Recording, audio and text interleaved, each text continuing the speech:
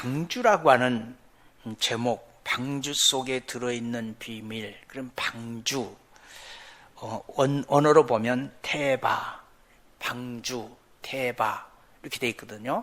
근데 성경에 보니까 방주가 3개가 나와요. 3개가 나오는데 첫 번째는 나무로 만든 방주, 그게 노아의 방주. 오늘 우리가 말씀을 통해서 은혜 받을 노아의 방주.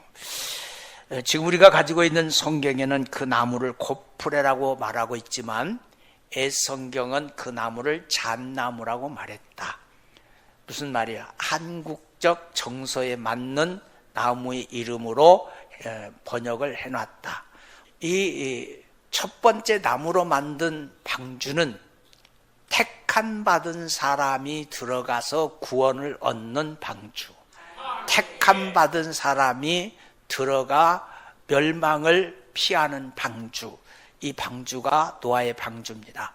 하나님이 심판하실 때, 물로 심판하실 때 모든 죽음, 모든 생명 있는 자가 다 죽을 때 택함 받은 자는 사람뿐만 아니라 동물, 자연 모든 것이 택함 받은 한 쌍씩 방주 아래로 들어가서 생명을 구원받는 방주, 이 방주가 나무로 만든 노아의 방주. 두 번째 방주가 있습니다. 출애굽기 2장 3절에 나와 있는 방주인데, 이 방주는 갈대로 만든 큰 바구리, 혹자는 인간을 갈대 같은 존재라고 그랬어요. 그랬잖아요. 그러면 이 갈대로 만든 방주라고 하면 우리가 만든 방주, 그 우리가 만든 방주에는 뭐가 들어져 있느냐? 태어나면 죽음받고 살면 큰일 나는 남자아이, 피 묻은 남자아이가 그 강주리 안에 들어있으니 교회는 택함 받은 자도 들어와야 되고 주님의 보혈의 피가 묻어 있는 자도 주님의 방주 안에 들어와서 양육받고 큰 인물이 돼서 민족을 구원하는 구원자가 되는 은혜가 있게 되기를 바랍니다. 세 번째 방주, 나는 바구니오니 나를 주님의 도구로 사용하시옵소서라고 믿음으로 고백했던 마리아의 바구니, 새 생명을 잉태시키는 바구니. 우리 교회는 새 생명이 잉태되는 교회, 그래서 때가 되면 그 생명이 태어나는 교회, 그리고 그 생명 위에 주님의 보혈이 인쳐져서 생수같이 흐르는 생명의 말씀 위에 떠 있는 방주, 생명의 말씀 위에 떠 있는 방주, 그게 우리 여수 제일감리교회가 되기를 원하고, 그 방주 안에 들어가 있는 어린 생명, 양육자가 잘 양육하니 민족을 구원하는 지도자가 되는 은혜를 입은 또 하나의 모세, 물에서 건짐받은 자, 여러분과 내가 되기를 주의 이름으로 축원합니다. 자, 오늘 본문으로 돌아옵니다. 여러분, 오늘 본문을 자세히 들여다보면 성공은요, 하루아침에 되어지는 게 아니에요. 성공은 대박이 아니고 성공은 노력의 누적의 결과물이다. 아멘 하셔야 돼요. 축복도 마찬가지예요. 축복은 대박으로 오는 것이 아니라 누적으로 오는 것이다. 그러나 화가 올 때는 홀로 오지 않고 쌍으로 한꺼번에 몰려들더라. 무슨 말이에요? 요셉의 축복을 한번 보십시오. 요셉의 축복을 들여다보니까 요셉의 축복은 담을 넘었습니다. 그러나 그 복이 쌍을 지어서 온 것은 아닙니다. 종살이, 감옥살이 하나하나 한 계단 한 계단 한 계단 쌓아 올라가면서 그 결과물이 축복인 줄로 믿습니다. 그래서 요셉의 축복을 보니까 요셉의 축복은 대박이 아니라 누적이었다는 것을 알 수가 있어요.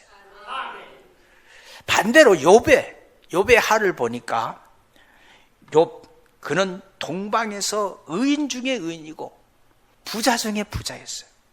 하루아침에 재산 다 뺏겨버렸어요. 하루아침에 10자녀 다 죽어버렸어요. 하루아침에 머리끝에서 발끝까지 악창이 나서 잿더미에 앉아서 고름이 질질 나서 기아장으로 머리끝에서 발끝까지 쭉 긁고 있는 신세가 됐어요. 여러분, 화는 홀로 오지 않아요. 화는 반드시 어깨동무하고 와요. 응? 노아 얘기하려고 합니다. 노아는 당시의 모든 사람들이 홍수로 죽었어요.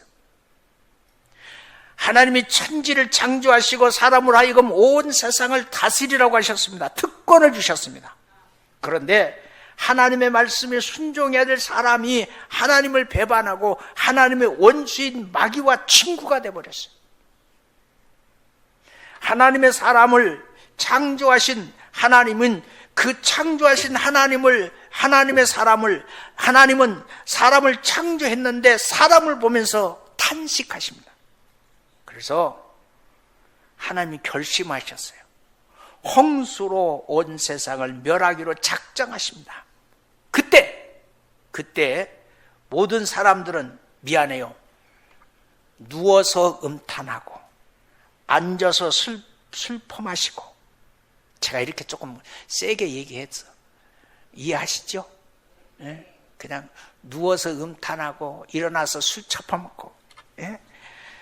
노름하면서 서서는 춤을 추는 온갖 경우의 죄를 다 범합니다.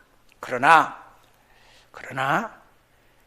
죄에 물들지 않는 한 사람이 있었으니 그가 바로 의인 노아였습니다.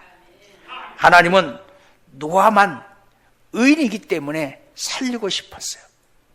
그리고는 노아에게 홍수를 대비해서 방주, 태바를 만들라고 명령합니다. 그런데 하나님은 노아에게 태바를 만들 장소를 지목해 주었어요. 여수에 사는 나와 여러분은 다 알아요. 태바, 방주, 배는 어디서 만들어야 돼? 바닷가에서 만들어야 돼. 그런데 하나님이 노아에게 배를 만드는 장소를 딱 집어줬는데 아랏산 산 꼭대기에 방주를 만들려고 그랬습니다. 산 꼭대기, 아랏산. 오늘 본문의 방주의 모양을 하나님 직접 지시합니다. 노아는 방주를 몇 년 동안? 120년 동안 만들었어요. 그것도 산 꼭대기에 만들었습니다. 사람들은 비난합니다. 그러나 노아는 하나님의 말씀을 믿고 묵묵하게 방주를 만듭니다. 하나하나 누적시켰어요. 예? 나무를 깎고 나무를 자르고 나무를 다듬고 이리 맞춰보고 저리 맞춰보고 방주를 만들었어요. 만일 노아가 믿음이 없었다면 그렇게 하지 못했을 겁니다. 노아의 믿음이 돋보이는 것이 두 가지 있습니다. 노아의 믿음이 돋보이는 게 두 가지가 있어요. 첫 번째, 120년간 만들었다는 거예요. 우리는 이렇게 못 만들어요. 빨리 해치워야 돼요. 그토록 오랫동안 실망하지 않을 수 있었던 것은 모두 아멘 하십시오. 믿음의 결과였다. 믿음의 결과. 두 번째, 산 위에 배를 만들었습니다. 바닷가에 만들려면 모든 사람이 다 긍정합니다. 그런데 산 위에 만들었습니다. 하나님께서 노아에게 산에서 제목을 구하기 편하려고 한 의도였겠지만 믿음을 보신 것도 우리는 기억해야 될 줄로 믿습니다. 하나님 후에 모세에게 하나님의 집인 성막도 정확하게 지시하십니다. 재료, 크기, 그리고 모양 등을 상세하게 만듭니다. 다시 한번 아멘 하십시다. 성경대로 하면 성경대로 복받습니다. 네. 방주의 재료를 한번 볼까요? 재료는 무슨 나무로 만들었다고요? 지금 우리가 가지고 있는 성경은 고프레 나무라고 그랬지만 우리는 대한민국 사람이니까 대한민국 언어로 바꿔요. 잣나무로 만들었어요. 그리고 칸칸이 막았어요. 역청을 발라서 물이 새들지 못하도록 방수 처리를 했어요. 방과 방 사이에 밀폐되게 만들었어요. 성도는 하나님과의 대화를, 하나님과의 교제, 하나님과의 만남이 있어야지. 하나님 빼놓고 사람과 만남이 밀착하면 하나님이 시기하셔요. 두 번째, 방주의 크기. 길이가 300규빗이니까 우리가 가지고 있는 단위로 계산하면 150m. 150m가 얼마가 되냐고 묻느냐면 길가의 전주 하나의 공간이 50m예요. 그러니까 전주 3개 정도 길이에요. 축구장의 길이가 108m예요. 그러니까 축구장 길이보다 1.5배가 되는, 그리고 넓이는 50규빗 25m, 그리고 높이는 30규빗 15m. 그런데 이런 배를 바다 위에 떠 있는 배 중에서 가장 이상적인 배라는 것이 과학적으로 증명이 됐어요. 1844년 영국의 조선소에서 1000년간 연구해서 만들어낸 배, 부스토나라는 배, 노아의 방주를 본받아서 만든 배입니다. 노아의 방주는 현대 조선 기술자들이 감탄할 수 있는 만큼 과학적이고 안정된 배였어요. 세 번째, 방주 아래에 있는 생명. 하나님은 노아의 8 식구에게 방주 아래 들어가라 말했어요. 방주 아래 들어가라. 그리고 방주 아래 지구상에 있는 모든 동식물들을 한 쌍씩 다 방주 아래 들어갔어요. 하나님은 사람만 사랑하는 것이 아니라 생명 있는 모든 것을 사랑하신다. 하나님은 모든 것을 예비하고 계신다. 노아는 성경을 들다 보니까 노아가 몇 살에 결혼했냐면 놀랄 준비해 봐요. 500세에 결혼했어요. 500세에 결혼해서 500세가 넘어서 아들을 낳기 시작했어요. 창세기 5장 32절에 보니까 그렇게 돼 있어요. 그리고 노아가 몇 살에 죽었냐면 950세에 세상을 떠납니다. 이삭은 40세에 결혼했어요. 노아가 그렇게 늦게 결혼한 것이 이상하지 않아요? 그리고 더 이상한 것은 생애 중간에 결혼해서 생애 반이 지나도록 3명의 아들을 낳습니다. 그리고 홍수를 맞아요. 3명의 아들을 낳은 다음에 홍수를 맞습니다. 그리고 950세까지 살아요. 그런데 노아가 죽을 때쯤 돼서 인구를 조사해 보니까 100만 명이 됩니다. 노아의 8 식구가 500년가량 살면서 노아의 8 가족이, 구원받은 8 가족이, 8가족, 8이라는 수는 부활의 수입니다. 부활의 수. 하나님 부활의 생명을 불어넣는 8가족이 500년 동안 살면서 100만 명이 되는 그런 은혜를 덧입었다는 말이에요. 여기에는 하나님의 놀라운 신비의 애정이 들어있습니다. 홍수 이전의 인구를 번성시켰으면 그 가족들을 다 살릴 수가 없어. 만일 노아가 400세에 결혼했다면 노아의 식구들도 아마 10,000명쯤 됐을 거예요. 나는 10,000명이 동시에 탈 수 있는 배, 여러분 보셨어요? 가끔 우리 여수에 크루즈가 들어온다고 그러잖아요. 가서 보면 엄청 웅장하고 커. 근데 크루즈라고 해도 10,000명이 타는 건 없어요. 그렇잖아요? 엄청나게 큰 배입니다. 노아 당시에 이런 배를 만들 사람이 없었던 거예요. 그래서 하나님은 노아의 아들 셋만 주시고 홍수를 주신 겁니다. 하나님의 놀라운 섭리와 애정이 들어있는 것이 방주입니다. 되어져가는 모든 일이 하나님이 주관하고 계심을 우리는 분명히 볼 수 있어야 돼요. 우리는 분명히 알아야 돼요. 하나님은 모든 것을 창조하시고 예정하시고 섭리하시는 분이라는 것. 네 번째, 방주의 문. 한 번 닫히면 열 수 없는 문. 그게 방주의 문입니다.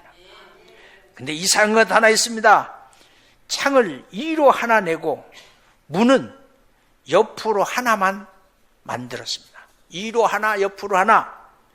거기에 창을 내되 2로부터 하나 내고 상중하 3층에 하나씩 할지니라. 16절에 그렇게 말합니다.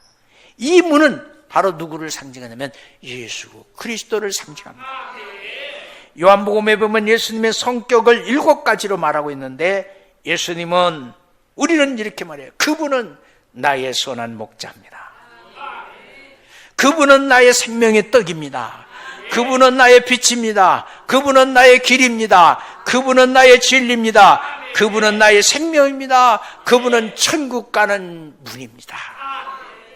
그러므로 예수님께서 다시 이르시되 내가 진실로 너희에게 말하니 나는 양의 문이라. 요한복음 10장 7절.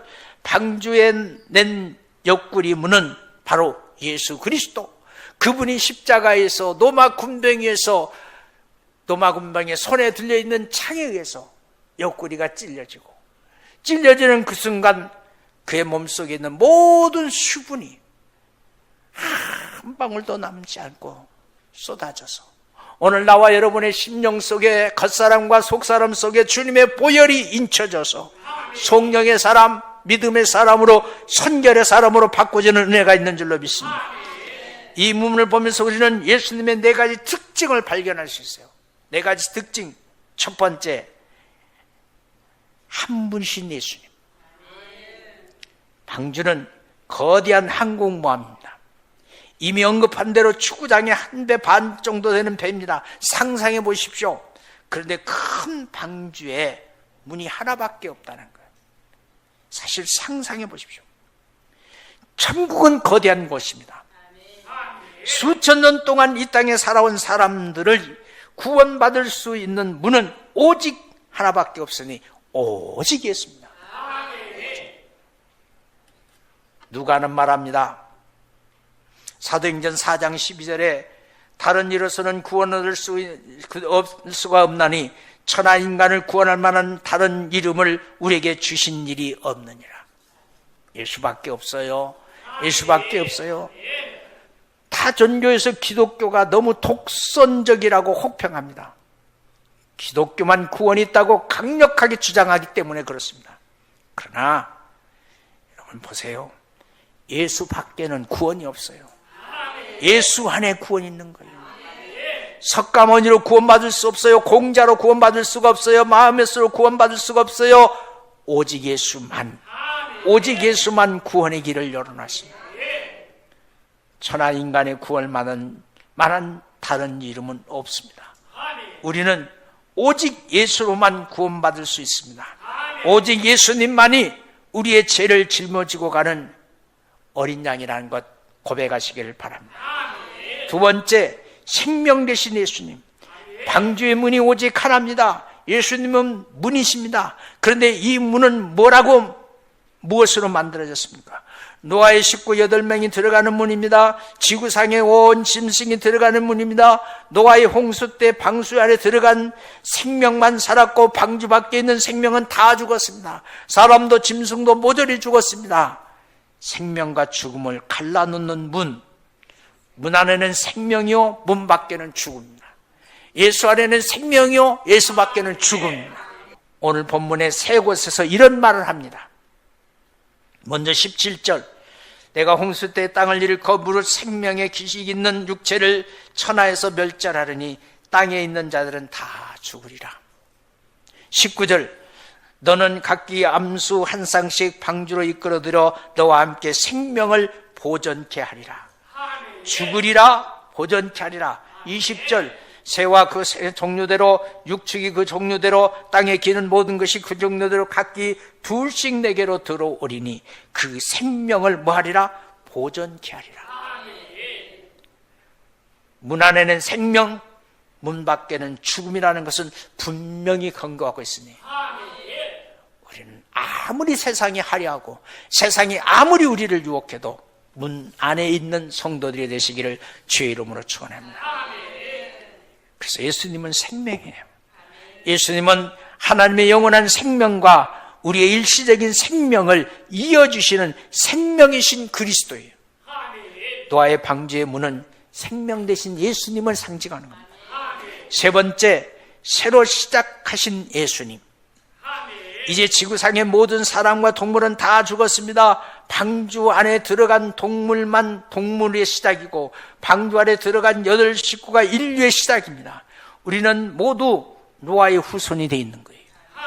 모든 동물의 시조는 노아 방주 안에 들어간 동물로부터 시작됩니다. 예수님 말씀하십니다. 요한복음 10장 9절에 내가 문이니 누구든지 나로 말미암아 들어가면 구원을 얻고 또 들어가며 나오는 거면 꿀을 얻으리라.